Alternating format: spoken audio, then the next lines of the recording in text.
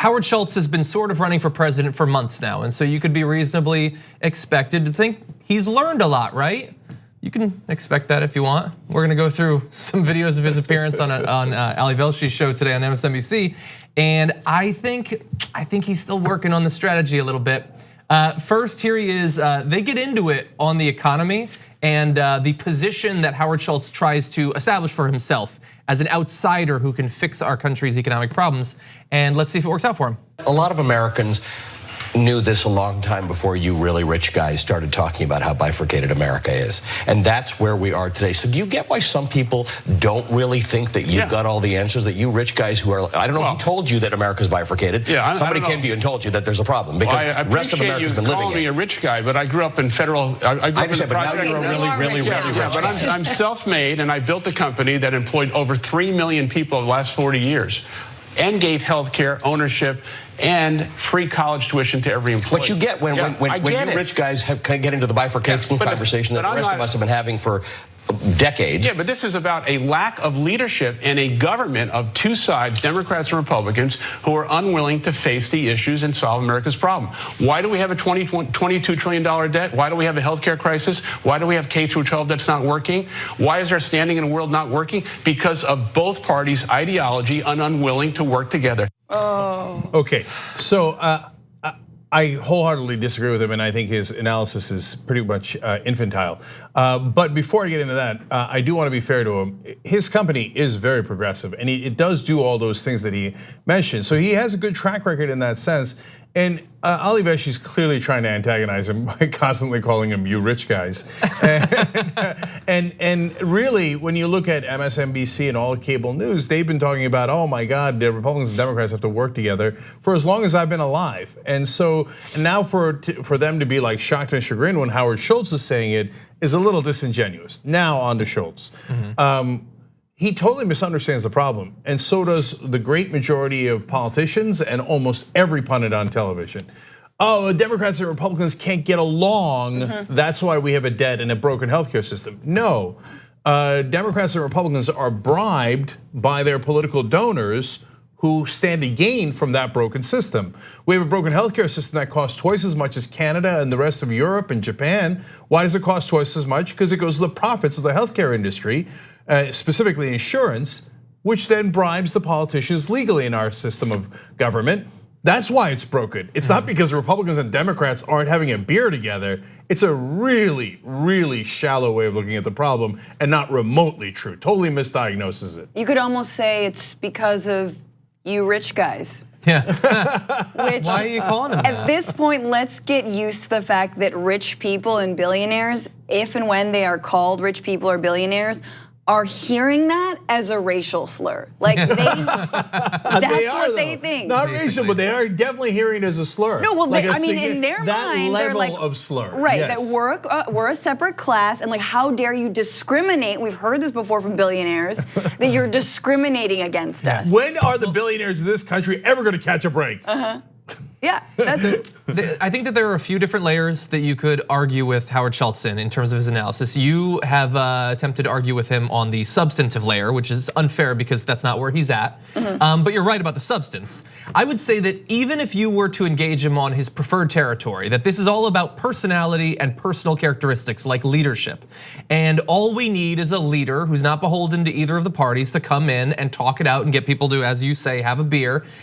That shows an incredible naivete about how disingenuous politicians in DC actually are. That he thinks the Republicans are just waiting for someone to reach out and bring them to the table to talk. Like even if you're forgetting, even if you don't know anything about campaign finance, and even if I didn't expect you to, the idea that Mitch McConnell he needs to be engaged in good faith on the issues that plague the American people.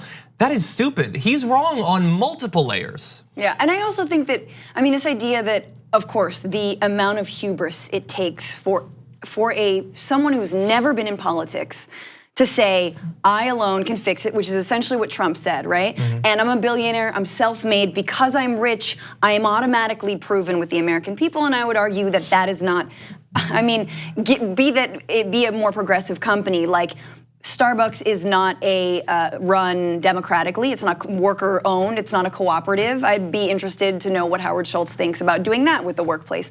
But I will say that this whole idea that billionaires are good presidential candidates, you could point to Trump. But what Trump had was a vision, a plan, albeit hellfire and brimstone and complete xenophobia and like right-wing demagoguery, but it was a plan. Howard Schultz, bipartisanship is actually not a plan.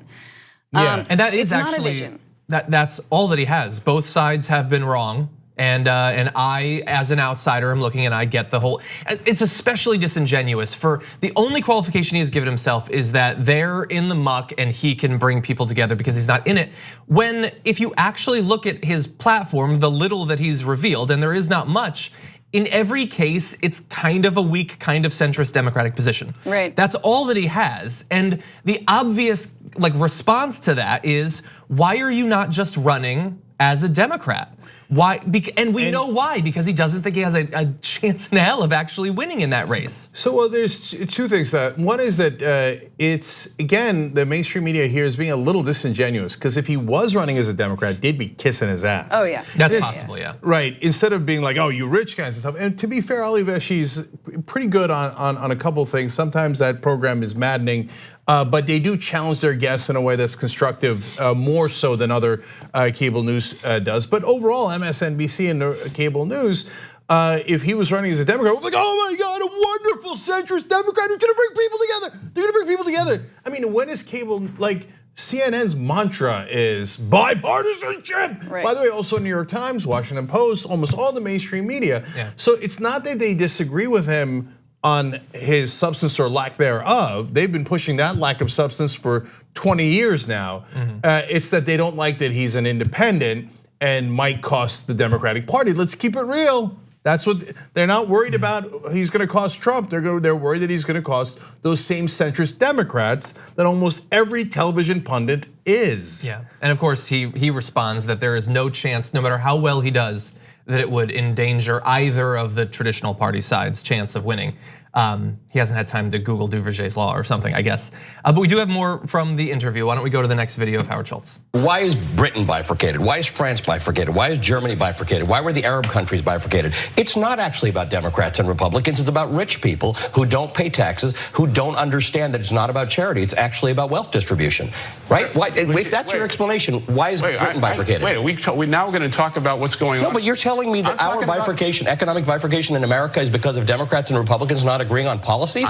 Why is Britain bifurcated? I'm talking about the lack of leadership and understanding of the fiscal responsibility of elected officials to do the right thing for the American people. How many rich people in the world have the same wealth as the bottom 3.5 billion in society? Oxfam says it's 28. Under 10. Listen, 28? I didn't create the policies that we are now under. I'm here to tell you that I am looking at the current situation economically in this country, and if you want to solve the problems, you have to have the kind of leadership that cooperates with one another and is not steeped in ideology. Okay, what does that even mean? No, it's preposterous. He doesn't have an ideology. Yeah, so he says, I didn't create the problems of income inequality. What Velshi's saying is a very good point is, you're telling us that this is a distinct problem in America because the Republicans and Democrats can't get along. But why do we have the same problems in Britain, France, Saudi Arabia, et cetera, of tremendous wealth income inequality? Well, it's obviously not because the Republicans and Democrats, they don't exist in those countries. It's a different problem. You're misdiagnosing the problem. And then he says, well, I didn't create it in response to the rich guy thing. Okay, I know, but you're running for president. So what's your answer? I'm not charging that he created it. I'm asking you what your answer is if you're gonna run for president. You say, I'm gonna bring people together. Wrong answer. First of all, that's not a policy, not remotely a policy. Did you think it through or did you not think? Do you have a plan? Do you have a plan for how do you solve income inequality or healthcare or any of these other things? And then number two, come on, I mean, what this is an amalgamation of a guy who doesn't understand the current political landscape at all, and a bunch of consultants who are both Republicans and Democrats, and that's who he has. His political consultants are Obama and McCain, top advisors from the past, and they're getting paid a lot of money. And those guys are telling him, oh, America loves centrist establishment line of thinking that gives no answers at all. No, Washington loves that if you're in the Democratic or Republican Party. Yeah. Okay. The rest of the country pretty much hates it. I think what you said earlier is really key. The fact that he's not running as a Democrat, he's running as a centrist independent, which are just two toxic words if you are anywhere from left of Republican to, progressive or radical. Like, oh yeah, we really hate centrists and we definitely hate independents. Like spoilers and anyone who's just sort of middling moderate. Like he's like showing up to like the World Series and being like, hey, what about soccer, guys? You like, like what? No, that's not the game we're playing. But I also think that you're right, that Velshi would not, and John, you said in the break, I don't know if he's going to grill someone like Beto O'Rourke in the same way when he talks about bringing people together. This is what we've heard from Cory Booker. This is what we've heard from Beto O'Rourke. That's not a bad thing to want to bring people together, but you need to have an actual plan. That's not number one, unfortunately. Trump has divided people with very specific policies. And I'll go further than that. I don't want to come together with the national Republican leadership. It's disingenuous, right? Completely. So if you say to me, hey, there's Republicans in the country who actually want health care, and that's why Medicare for All polls at 70%, and they're dying out there. Do you want to work with them to get to the right place? Absolutely. If you say to me, there's a lot of Republicans who hate corruption, and they want to get, they want to get Soros money out. They're a little confused. They think it's mainly the Jews. Okay, all right. But no, seriously, whether it's good intent, bad intent, or whatever, are there a lot of Republicans who hate corruption? Yes, okay. Will I work with them to get money out of politics? Yes, absolutely. If you say to me, will you work with Mitch McConnell and the Republican leadership? My answer is hell no, because there's a price to pay for that. It's not personal, and it's not that we're divided and like he hurt my feelings. No, if Mitch McConnell works for his donors, so he's going to extract a price for a compromise. And the price is going to be, we're not gonna do real change, we're gonna do minuscule change. Yeah. Basically a cover and keep things rolling just as they are. I do not want to engage in that negotiation. I want to defeat Mitch McConnell and the Republican Party.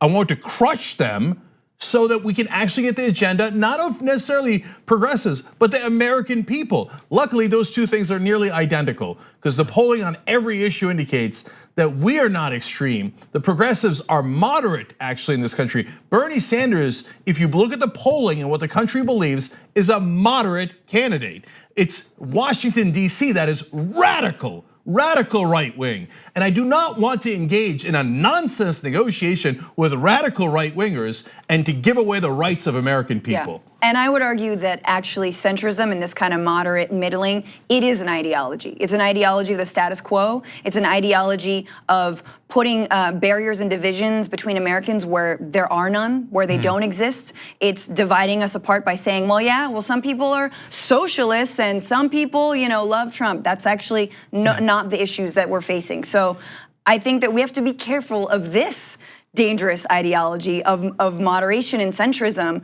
that's leading us down the path of just, more money in our politics and not actual change. Well, what do billionaires generally want? Not all of them. They're all different people, and some are wonderful and progressive, etc.